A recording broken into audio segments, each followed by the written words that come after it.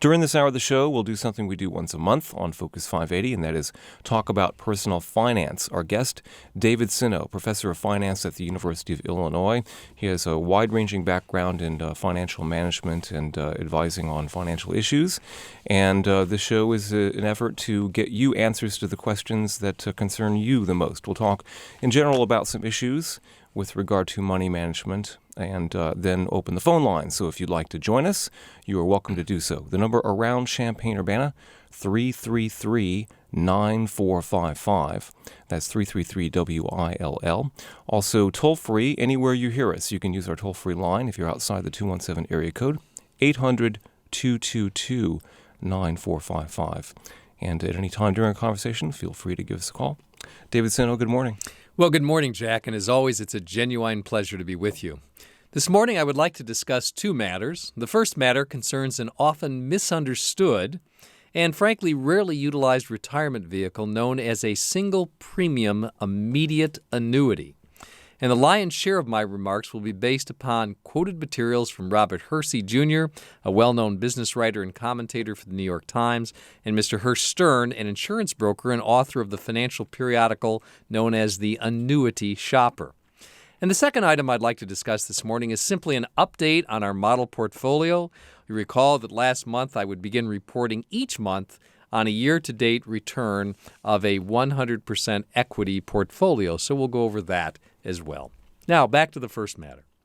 Now, what if a top-rated insurance company, in return for a one-time premium payment, promised to send you, or both you and your spouse, a substantial check every month for the rest of your life or joint lives? It would probably come with a yield that was better than prevailing market interest rates, and as an option, retirees could guarantee that their initial payment was returned entirely either to them or their heirs. And there would be, well, no direct sales commission either. What's being offered and what I'm really talking about is a very specific kind of an annuity. Now, annuity is a term that covers a vast array of products that together have become, well, mired in popular perception as highly complex, expensive, and in the worst case, a good way to lose money. Much of this poor reputation, however, involves so-called deferred annuities. These are tax-advantaged vehicles intended for the gradual accumulation of assets, often involving mutual funds or involving stocks, and they're typically referred to as variable annuities. And if you're a good investor, well, you might succeed owning a variable annuity, but if you're not such a good investor, you can lose a substantial amount of money. And often when we track variable annuities, we find that they have very high expenses, very high loads to get out of, and very high commissions. So I haven't been very excited about those for a long period of time.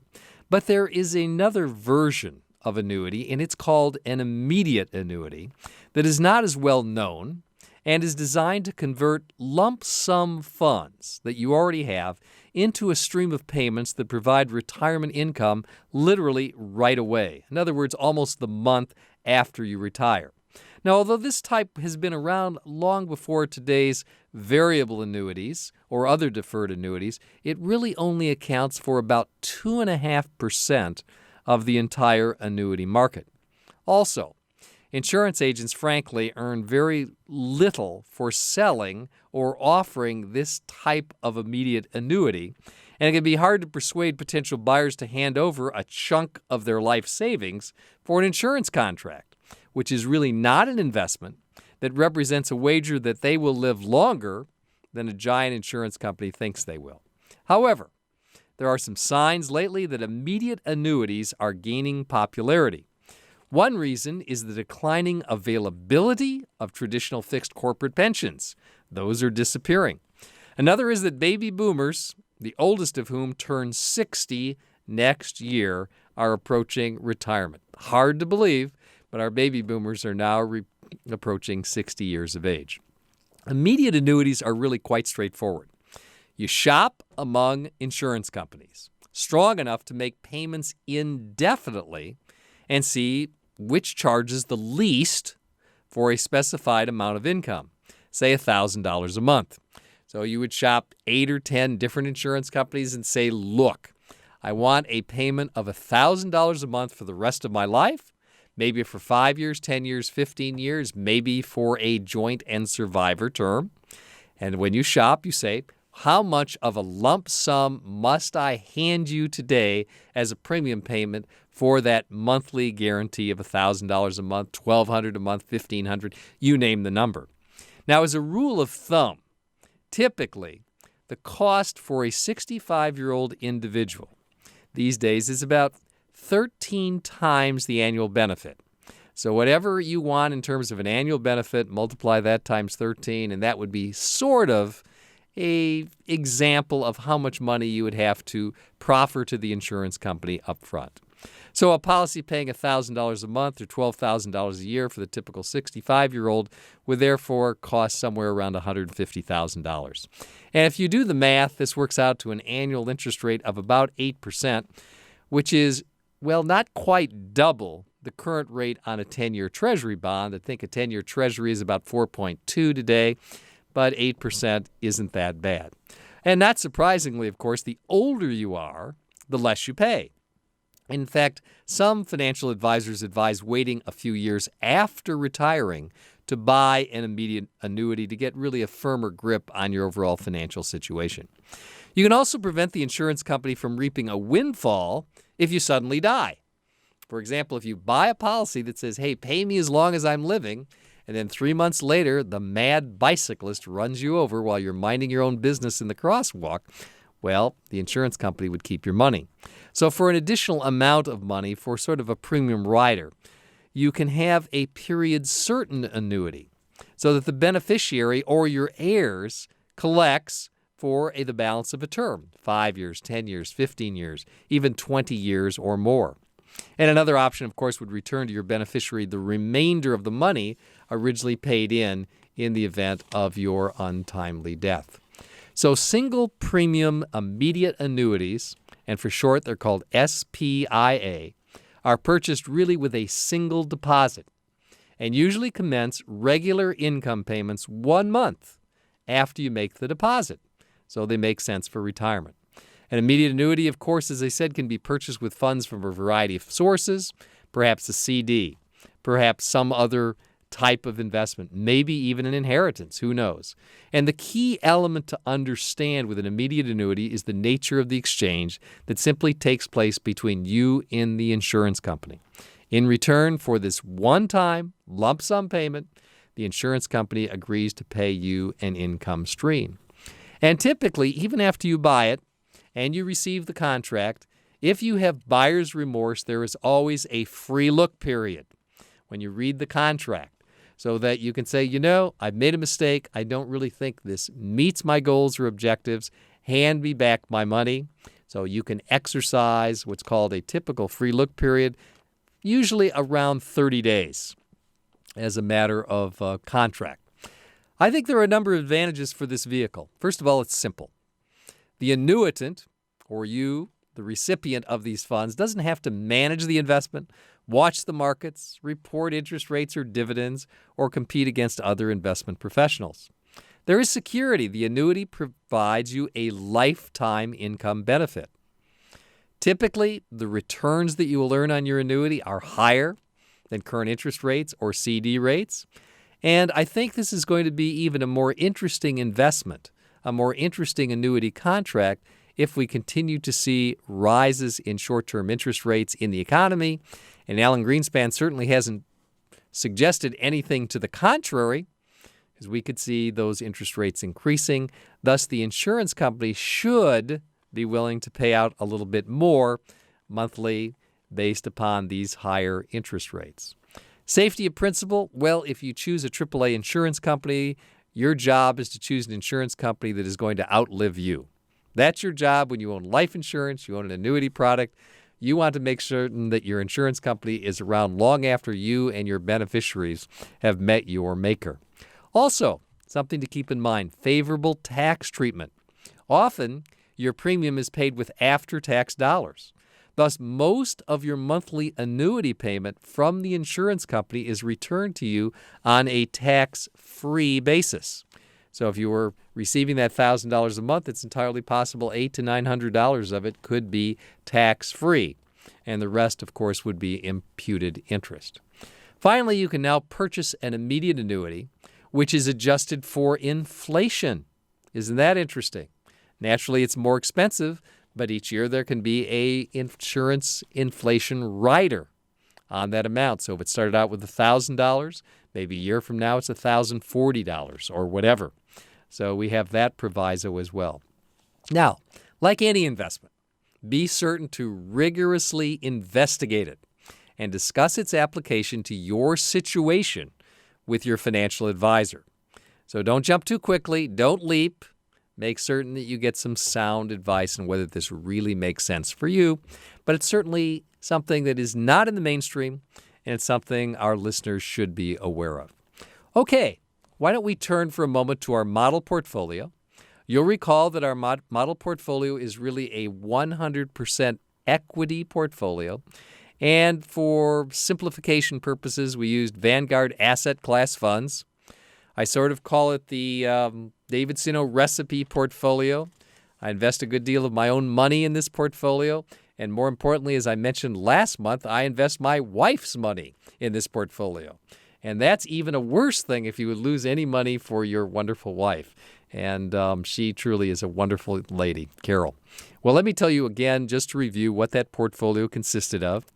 It was 10% of your money in the Index 500, 15% in the U.S. Value Index, 10% in U.S. Small Cap, 15% in U.S. Small Cap Value, 10% in the Mid Caps, it's the S&P really 400. The REIT Index, that's real estate, it's been on fire, 10% of the money in real estate, 20% in the Total International Index, and 10% in the emerging markets around the world.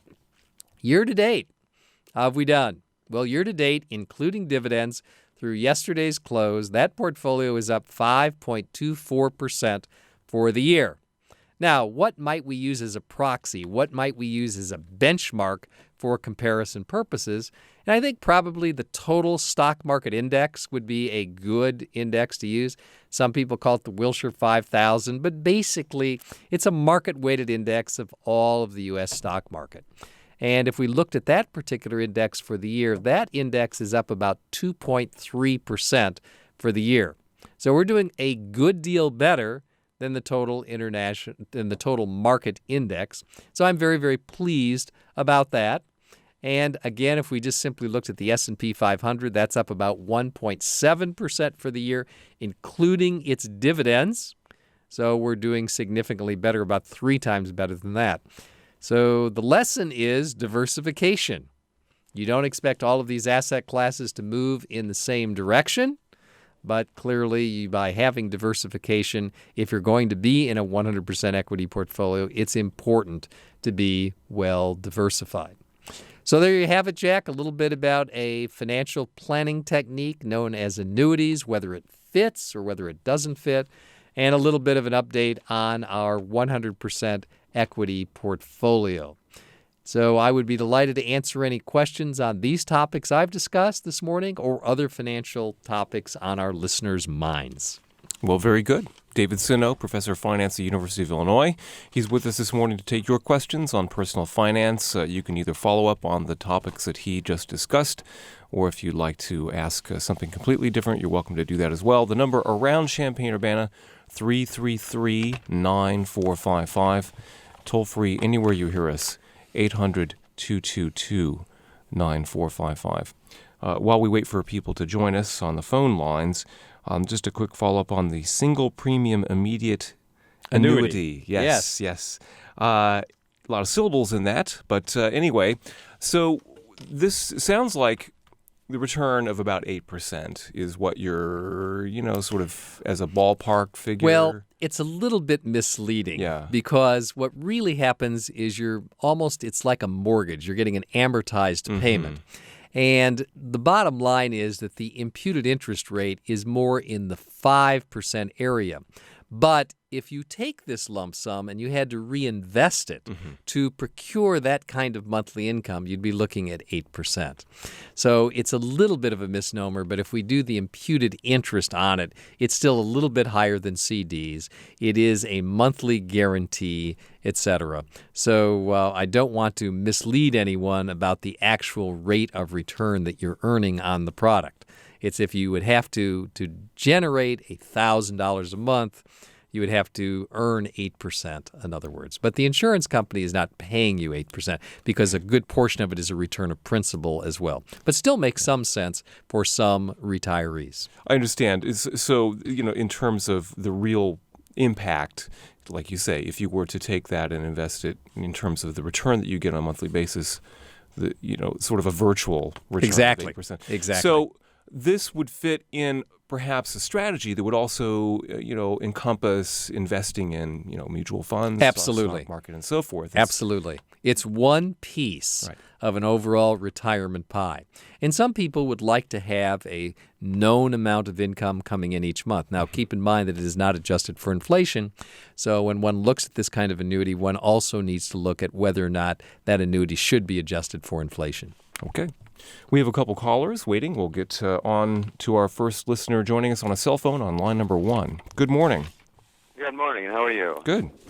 I have a question about market performance in the period from 1975 to 80 when we had rampant or increasing inflation. And do you know what market sectors may have been good performers in that time period? Because I'm wondering if we may be headed to a parallel situation now with high energy prices. Well, I don't have that at the tip of my fingers, but let's think about it because you're absolutely right. In the late 70s, we had rampant inflation and we had extraordinarily high interest rates. People were borrowing money at 19, 20, 21, even 22%. So the best investment in those periods of time, if you had an escalating interest rate, was to pay yourself. As I recall, I think precious metals, the natural resources, commodities, did extremely well. But also, I think if you go back and look at stocks in general, that they had a pretty good run during that period of time as well. This was after the 72-73 bear market and before the 87 sort of market crash that people realized. So it really was a decent time for stocks. It was a great time if you had cash. If you had cash, you were able to purchase these wonderful and magnificent treasury instruments, guaranteed by the U.S. government paying these exorbitant interest rates. I remember 14, 15, 16% money market rates, 12 and 13%, but we had tremendous inflation as well. So if you believe that we're going to head back into a very high inflationary period, and I wanted to touch on that just for a moment this morning, then I think you're looking at some of the hard assets, precious metals, and then also you're probably not going to see a back off on real estate because real estate has always done well in high inflation periods of time. And do you think we're headed to higher inflation? Well, I think we're already seeing higher inflation. There's no question about it. In fact, looking at the Consumer Price Index, and that's probably a low estimate because it's a Department of Labor figure, and a lot of people argue that really it's based upon numbers that make the index artificially low. We're up 3.2% just in consumer price, retail inflation from a year ago, and just this week, retail inflation was up 0.5% from last month, and more importantly, the Producer Price Index, which is the inflationary rate at the wholesale level, was up more than 1%. Now, naturally, energy is having this dramatic impact, but I really wonder how much energy prices are going to drop. I'm not certain, and I'm not a prognosticator, but I do know that we have two countries on earth that have a voracious appetite for energy. That's the United States, and that's China. And China is under a very difficult catch-22 situation because they have this enormous population that is in need of jobs in order to sort of really keep the economic lid on and the economic engine growing. they've got to employ literally hundreds of thousands of people monthly, just monthly, to keep up with that demand. So they're going to artificially keep their prices low, and they're going to utilize tremendous amounts of energy, whether it is iron ore from the iron country of Minnesota or whether it is oil from all over the world. So I am concerned that we're not going to go back, at least shortly, to $30, $35 a barrel oil. I just don't see it in the short run. So I think if we're going to see that oil stay very high in the 60s, in the 50s, whatever, that's got to bring higher prices. We've got to pass that on to the consumer. And especially in our economy where we're doing reasonably well, it's going to be easier for wholesalers, it seems to me, to pass on those increases. So we are going to see more inflation than we've been used to. That would be my view of it. Now, a lot of people could disagree. Maybe oil is going to go back to $30 a barrel, et cetera. But as long as we are so dependent on the usage of oil for our energy, we're going to have continued inflation. We're also having Alan Greenspan, who is showing no stoppage, shall we say. He's not being stopped in raising the Fed funds rate, so we're seeing that translated into higher interest rates in our economy. So yes, I sort of share your notion that we're going to see more inflation. I don't think we're going to see hyperinflation, but we're going to certainly see more inflation than we've been used to over the last 5 to 7 years. Yeah, and then what does that do to the stock market? That's a tough call. That's a tough call. What's really interesting about the stock market is the portfolio I've been discussing this morning is up over 5%, in spite of the fact that oil has literally doubled. Gasoline has literally doubled in many places in the country over the last 12 months. What that suggests to me is a tremendous resiliency of the U.S. stock market. So if oil turned around and dropped $20 a barrel, I'm not suggesting it will, I just don't simply know, then we might be headed for higher prices in the U.S. stock market.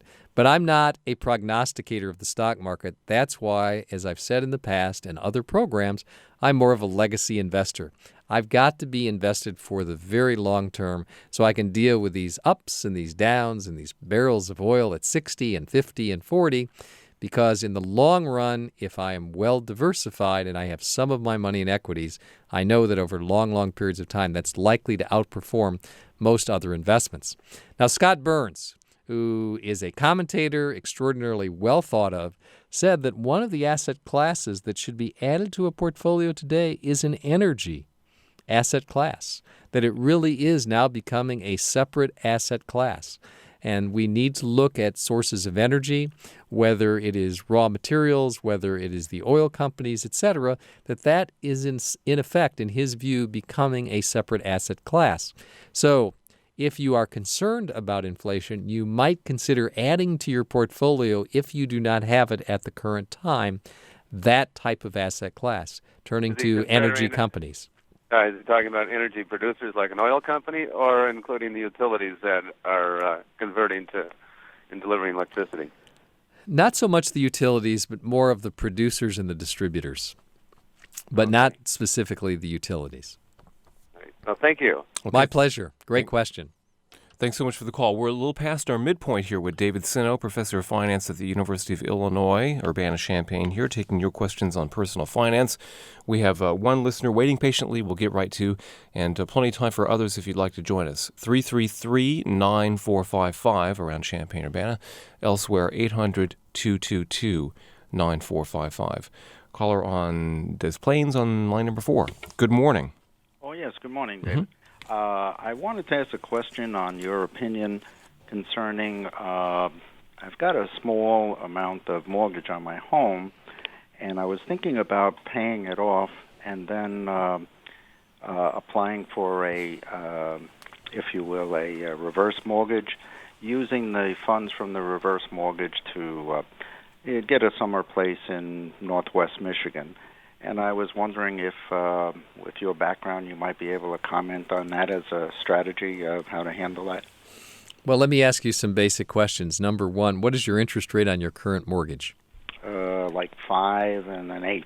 5 1/8, a handsome rate indeed. Yeah. And are you itemizing on your tax return? Oh, yes, I am. Okay. So if you're itemizing on your tax return, your effective interest rate on that mortgage is probably about 3.5. Oh, I see how you did that. Okay. All right. So you Yeah. take your tax bracket because you are itemizing on your return, multiply that 1 minus your tax rate times your mortgage rate, and that will give you your effective interest rate. That's really what you're paying. So the federal government, because you are itemizing, is subsidizing you, just like myself, Yes. on a mortgage. Yeah. So your effective rate is 3.5%. And now we have to look at what a reverse mortgage, that effective interest rate. Have you done some research on reverse mortgages? I've gotten some materials that about the concept of reverse mortgages, but no sit-down, no discussion of what rates would be from the reversal. This would be an alternate of taking other funds and getting a summer home in Northwest Michigan. I like the idea of a summer home in Northwest Michigan. Oh, okay. I like that idea because I think that's an area of the country that has done very well and will continue to do well. I see. So in terms of making an investment in that area of the country, I don't have a problem with that if you're in a position to do that. Okay. Now, with a reverse mortgage, you need to understand that you can borrow more money in a reverse mortgage the older you are. The younger you are, the less money that you typically can borrow in a reverse mortgage, because it makes sense, because typically these things aren't paid off while one is living. It's usually paid off when one passes away. So you sound relatively young, and you probably have a long life expectancy, so you may even be able to borrow less money than you think Is with this 65, reverse mortgage. Pretty young. is That's that pretty young on a today? reverse mortgage, yeah. But you can go to a number of websites. In fact, if you're at a computer and you Google in reverse mortgage, there are a number of websites that will come up, and there are calculators on those websites that would basically ask, what is your house worth? What is your age? And that will give you an idea of the lump sum that you can borrow along with a payment schedule. I see. All right? So that would give you some idea. Frankly, I'm not enamored with it. I'm usually more enamored with a reverse mortgage for someone who is looking for income for retirement, as opposed to taking money out of an asset and then reinvesting it somewhere else. I see. So I'm not real crazy about the idea for this particular purpose. On the other hand, I like the idea of a second home in Michigan if you are truly going to utilize it and have investigated the area of the country, and that would make some sense. I see. So bottom line is, I like your 3.5% effective rate on your current mortgage, because very frankly, that's a pretty cheap rate. That's what I think. That's a pretty cheap rate. And if you're way, way down on the amortization schedule already, most of what you're hammering down every month when you make that mortgage payment is principal anyhow. So it's difficult for me to think of you paying that off. I'd rather have you not pay that off, probably utilize some other assets, and basically then utilize that for a down payment or whatever on your second home. And could you, David, I'm a slow writer, but the various investment, I guess that's no-brainer program. Portfolio? Yes. Well, those were Vanguard family of mutual funds. And I need a repeat of that, if you don't mind, 'cause Okay. I'm a slow writer. Sure, that's okay. The S&P 500, which is known as the Index 500, I had 10% of my money invested in that. Okay. At Vanguard, that's fund number 40. Okay. U.S. Value, 15%. 15, okay. That's fund number 06. Okay. U.S. Small Cap, 10%. Okay. Fund 48. Small Cap Value, U.S. Small Cap Value, 15%. That's fund number 860. All right. U.S. Mid Cap, those are the mid cap stocks, U.S. market, 10%. 10%. Fund number 859. The REIT index, that's the real estate index. Now, if you're already heavy in real estate, you might not need to have that as index. Okay. 10%. 10%, all right. Fund number 123. Total International Index, 20%. Fund number 113. And the Emerging Markets Index, 10%, which is number 533. And as I always tell people, I don't have any financial interest in Vanguard. I don't make any money by recommending them. It's just an easy proxy to use. There are certainly other mutual fund companies that have similar indexes, and Vanguard happens to be one of the lower cost providers. So I utilize that as a proxy. So this would be someone who, as you say, may have many years to come, hopefully. Yes, absolutely. Going forward, not necessarily someone below 50 where this would be more appropriate. I mean, it's not age in any way related then, right? That's my opinion because I realize always look at being a legacy investor, and this is for someone who is willing to stay in the stock market a long period of time. Mm-hmm. And I fully believe that whether one is 50, 60, 70, a portion of their assets really need to be in equities in order to keep up with inflation, but it has to be a comfortable level. Whether it's 20% of the assets or 50% of the assets, that's more of a personal decision. But with those assets, a portion being in a well-diversified portfolio of equities. Wonderful. All right, as always, thank you very much. My pleasure. Bye. Thank you for the call. Several callers waiting. We'll go next to a Champaign listener on line number 1. Good morning. You're on Focus 580. My question also goes to the the portfolio you just described. Unless I'm missing something, it's going to take a lot of money to establish, the initial portfolio because, as I understand it, Vanguard, like most of these index funds, have minimums for initial investment. So what would be the minimum amount of money that it would require to initially establish this 100% equity diversified portfolio you're talking about? Well, number one, Vanguard has 2 rules. If you decide to invest your money through a Roth IRA, the minimum investment per fund is $1,000. If you are taking after-tax money and not through a retirement plan, then the minimum investment is $3,000. So someone, for example, in the year 2005 and 2006 who is investing through a Roth IRA could really put all of these funds together into a Roth IRA program. And otherwise, it would take about $24,000. Does that answer your question? Well, I guess I don't. There are 8 different funds there. That's correct. Okay. 8 different funds. So if you invested $1,000 in 4 of those funds in 2005 through your Roth IRA, and we're almost to the end of 2005, right? And the minute you're in 2006, you take another $4,000 and buy the other funds. You now have essentially established those 8 funds with $8,000. Okay, but you couldn't do the 15-20% at that and get the $24,000 minimum. No, you would have to first establish the funds with a $1,000 minimum. And build it up over and then time. Build it up from there. Sure. Oh, okay. That clarifies something for me. Okay. Thanks. All right. Thank you. Thanks for the call. Several callers. We'll go next to another Champaign-Urbana listener, line number 3. Good morning. Hi, interesting comment on the HMO situation. Like the news says, some people see a steady 7%, which is nice if you can get it in investments, but the premiums are going up in double digits, and the policy doesn't cover everything, so the costs of the supplies are going up at double digits, and some people go over the border to buy the supplies, and it pays for the total trip. They get a vacation and cheaper supplies.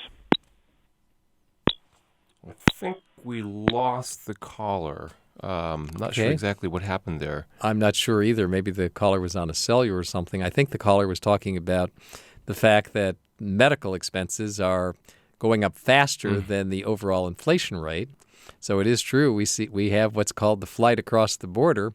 Although I see in Canada's trying to really put a stop to that. Mm-hmm. They have really worked on that, and I think some people on your programs have even talked about that as well. So it is true that, unfortunately, medical expenses and medical costs are still moving up much more quickly than the overall inflation rate.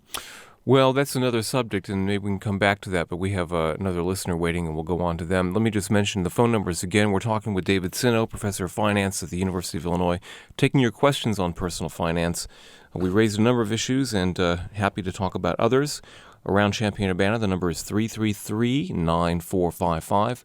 toll free elsewhere, 800-222-9455. Urbana listener next on line number 2. Good morning. Oh, hi. How are you? Good. I've been listening to you for years, and I know you talk about legacy investments and stuff like that. This is more of a philosophical point. Remember John Maynard Keynes was asked about long-term investment, and I think he said something to the effect, in the long term, we're all dead. But I'm sort of wondering if within the mathematics of the supposed science of economics, is there any sort of variable for like environmental damage other than the loss of woods after a fire or something like that? Because I think, and I'm sort of looking at this from an environmental perspective, where you have 6 billion people, you have all these economies growing, and where is the variable for, taking it out of the anthropocentric view, where's the variable for, like, when will the environment, so much of this economic activity damage the environment irreparably? I mean, is there anything like that in the equations or anything like that, or is it purely an anthropocentric thing where it's all obviously just affects us because it's sort of our subject anyway? I mean, we created this whole modern economies and stuff like that. But I'm just wondering if you ever think about that, or if anybody works in that, because I've never read anything like that. I think there are probably a number of economists who do work on it, as a matter of fact. I'm trying to think back to my basic economics 101 or 102, and I need a professor of economics to call in because there's a term for it. Mm-hmm. And I'm thinking disutility, but I know that isn't exactly the term, but we're on the same page there, where there has to be factored in to the profit motive, the extraneous disutility costs that are impacted. And there is a wide breadth of literature that has been written on this. Now, how that impacts the stock market, I have not seen any literature on that. And that is a great area and probably a fertile area of research. Yeah, I think also another point. Earlier this year, Greenspan was quoted as saying, I'm getting philosophical here, but as he had made a speech. It wasn't before Congress. It was one of these places he goes to, and he said something that in reference to I think it was something to do with the estate taxes. Mm-hmm. He said, well, in the long run, everyone's bankrupt, assuming you draw down, you send your money off to the as an estate, then it goes to the relatives, and then the 8th or 9th generation down, they've blown it all. And I just don't know I don't know if you'd heard that or not, or what you thought of that. But thank you very much. I appreciate the information. Thank you. Thanks for the call. Well, as far as the estate taxes, currently, for anyone who passes away and leaves an estate of $1.5 million of assets or less, there are no estate taxes. The next dollar, however, gets taxed at 47 cents on the dollar. So it's hard to believe that it is a very, very substantial tax burden among wealthier taxpayers in the United States. And of course, the amount of exemption goes up each year until the year 2000, and I believe 11. As a matter of fact, I believe in the year 2011, our exemption amount drops back, as I recall, to something like $1 million. But between now and then, the exemption amount really jumps to as high as $3.5 million. And in fact, next year, someone who leaves an estate of $2 million would not pay any federal estate taxes. But yes, I guess you're right. In the very last analysis, when we're not here, I guess we can't take it with us. So we either leave it to some charitable cause or to a relative. Now, I hope that the relatives or friends don't blow it, as our listener suggested. But unquestionably, when the estate tax was set up, it was set up as part of a redistribution of wealth in society. No question about it. It was an attempt to take wealth, tax it, bring it into the government coffers, and then redistribute it. So it was a process of redistribution.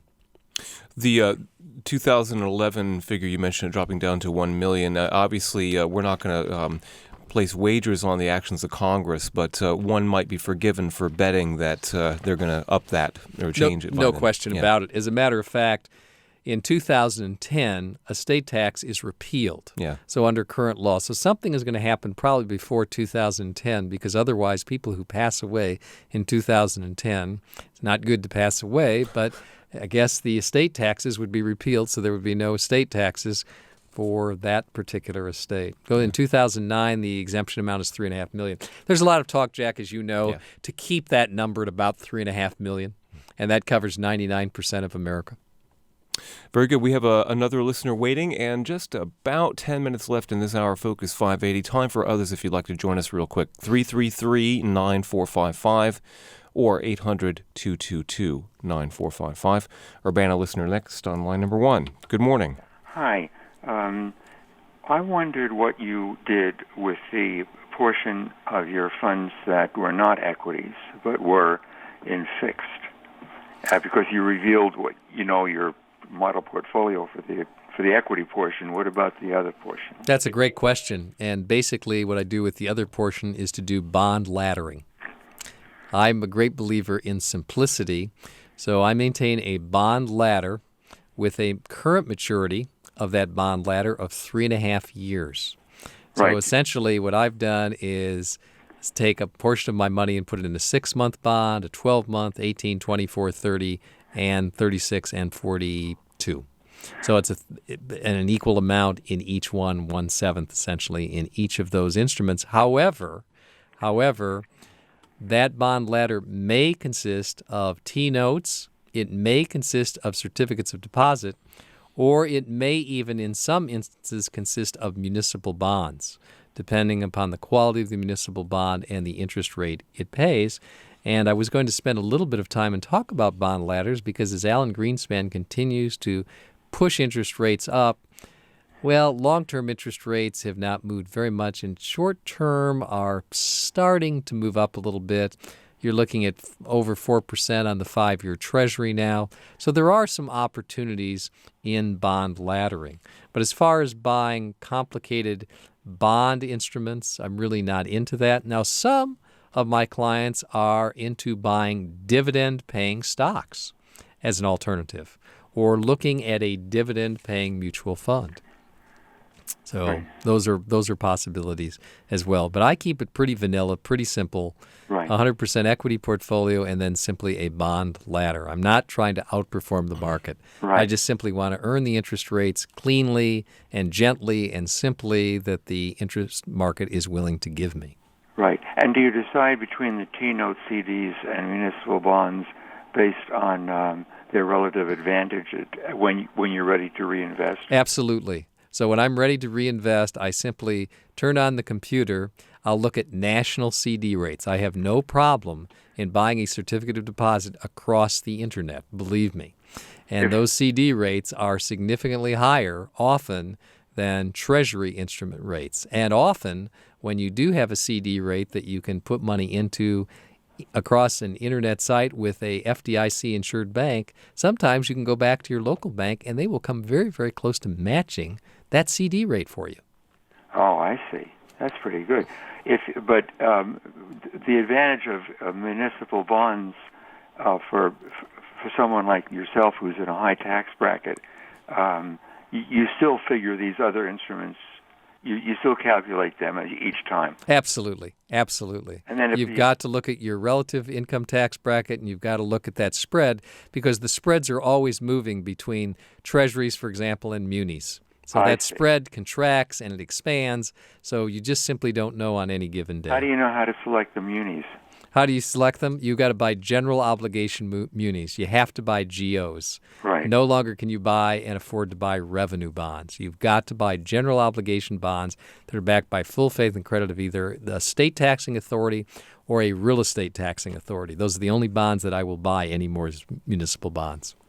I see. And you trust each state in that, basically. I do. I think it would be political suicide if one of these states defaulted. Yeah. I just can't imagine it. I see. Okay, thank you very much, David. My pleasure. Good. Thanks for the call. Another caller waiting patiently on line number 4 in Indiana. Good morning. You're on Focus 580. Hello. Two things. The preface is that the question I'm going to ask, the assumption to ask it may be wrong or needs to be changed a little bit. But I was talking with some old fellows from school who hadn't seen a long time. And, of course, things went very quickly to the oil situation. And most of them were concerned about the transparency of the oil situation. And I thought perhaps since at the beginning of the program, you make rather general statements about the economy. And they, of course, mentioned Exxon and I guess all the things it did back in the 70s, the 80s to, I guess, milk the American public. And I just wondering, from your perspective, do you have any concerns at all about the transparency of the oil, from the full gamut of pulling it out of the ground to getting it to the refinery, then eventually to the service station? We hear a lot about we just don't have the refining capacity, and it's where they were attacking that may have been a rather interesting ploy on the oil companies to make sure that in a sense the amount available would be squeezed so that the profits would increase that way. Any comments at all about that? Well, there's always a question about good corporate citizenship and questionable corporate citizenship. And I just simply don't have the answers to that. You hope that corporations are good corporate citizens.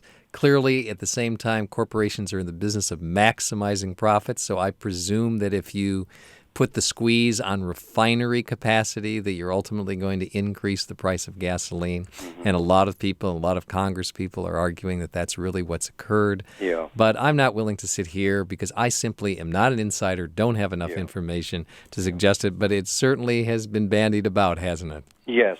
And I guess the second thing was I remember that period, but not a lot because I was more or less hitting the books pretty much, and I didn't have to rely on gasoline because just walk across the campus, that sort of thing.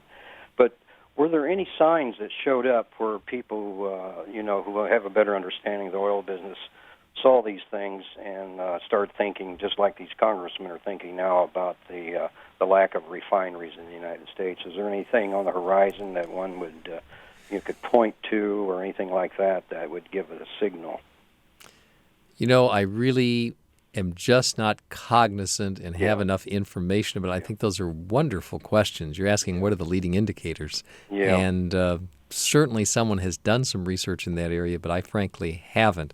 What I do recall is when that oil was so cheap and gasoline was so cheap that everyone was selling off their refinery equipment and their drilling equipment for what? A nickel on the dollar, 10 cents on the dollar. And some pretty intelligent people must have bought that up and just sort of, warehoused it and then brought it out again when prices skyrocketed. Okay, then the second thing is I've heard this for years now, that when gas goes up, natural gas goes up. I'm wondering what all the connections are there.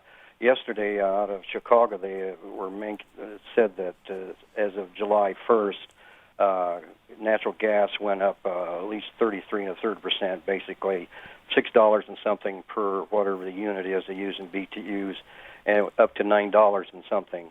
And these guys said, well, that always happens. Nobody knows why, blah, blah, blah. I was wondering if you have any perspective on that, and I'll hang up. And thanks a lot for another good show. Well, I really don't have a good perspective on it, so I better not offer one. But that's an interesting question also, and I think this whole area is another WILL discussion, Jack. I was thinking the same thing. I think we need to do more on what's going on with the energy sector, and we certainly can follow up and do that. So we have a caller waiting. We have just about 2 minutes left, so we'll have to be quick about this. Listener in Champaign, line number 1. Good morning. Hi, just had a question about your opinion on how to finance finishing our basement. And we're basically, we've got about 2 years left on a home equity that we use for the down payment. We've got about 2 years left of paying that off, and we've got the first mortgage is 15-year that we refinanced a couple of years ago, and so we've got it down to maybe about 5.25%. That's a great rate. Yeah, and so but of course with this equity loan, we're using that part to, we itemize, and so we get that mortgage off. Mm-hmm. So that's going to be gone in 2 years, right? Mm-hmm. Yes. So if what typically do people do when they finish their basement? Can they get another home equity loan? Well, I think a home equity loan typically gives you a range of dollars that you can utilize against that home. So you probably have not utilized all of the dollars on your home equity loan. In other words, it's usually a line of credit. Have you tapped out all of the money on your home equity line? Well, no, we use that initially as as part of our down payment. Oh, as part of your down payment. Right, I so see. So that's Okay. what I mean. We've basically paid off quite a bit of that. So we only have 2 years left of that original. Are you in the process of already finishing your basement? No. All right. So you're going to wait until you have the home equity line paid we off. weren't sure. That was the thing, because we're thinking that if rates go up, Okay. then that might affect us. Here's my reaction. Number one, do not refinance your first. Okay. Yeah, Don't refinance your first. That 5.25 is a wonderful rate. And number two, go back to your current lender and see if what they would do for you by increasing your line on your home equity line, which would allow you to then finish your basement, presuming that you can afford to do that. Okay, so then that would be your best choice. The line of credit they have Right. there. That would be your best choice. Okay, great. All right, well, thanks. All right, thank you. We're out of time, so we're going to have to stop. Let me just say again, though, that our guest has been David Sinow, professor of finance here at the University of Illinois, Urbana-Champaign. He joins us once a month on the third Friday at 10 o'clock to take your questions on personal finance. As always, it's a great pleasure to have you here, David. Jack, thanks so much, and what just tremendous questions our listeners ask. Always.